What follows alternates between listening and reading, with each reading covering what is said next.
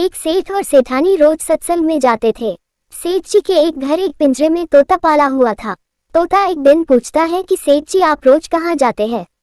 सेठ जी बोले कि सत्संग में ज्ञान सुनने जाते हैं। तोता कहता है सेठ जी संत महात्मा से एक बात पूछना कि मैं आजाद कब होऊंगा। सेठ जी सत्संग खत्म होने के बाद संत से पूछते हैं कि महाराज हमारे घर जो तोता है उसने पूछा है कि वो आजाद कब होगा। संत जी ऐसा सुनते ही बेहोश होकर गिर जाते हैं। सेठ जी संत की हालत देखकर चुपचाप वहां से निकल जाते हैं। घर आते ही तोता सेठ जी से पूछता है कि सेठ जी संत ने क्या कहा। सेठ जी कहते हैं कि तेरी किस्मत ही खराब है जो तेरी आजादी का पूछते ही वो बेहोश हो गए। तोता कहता है कोई बात नहीं सेठ जी मैं सब समझ गया। दूसरे दिन सेठ जी सत्संग में जाने लगते हैं तब तोता पिंजरे में जानबूझकर बेहोश होकर गिर जाता है।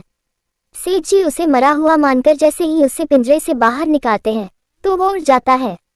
सत्संग जाते ही संत सेठ जी को पूछते हैं कि कल आप उस तोते के बारे में पूछ रहे थे ना, अब वो कहाँ है।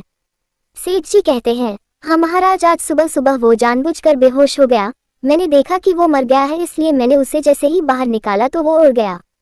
तब संत ने सेठ जी से कहा कि देखो तुम इतने समय से सत्संग सुनकर भी आज तक सांसारिक मोहमाया के पिंजरे में फंसे हुए हो और उस तोते को देखो बिना सत्संग में आए मेरा एक इशारा समझकर आजाद हो गया। इस कहानी से तात्पर्य ये है कि हम सत्संग में तो जाते हैं, ज्ञान की बातें करते हैं या सुनते भी हैं, पर हमारा मन हमेशा सांसारिक बातों में ही उलझा रहता है।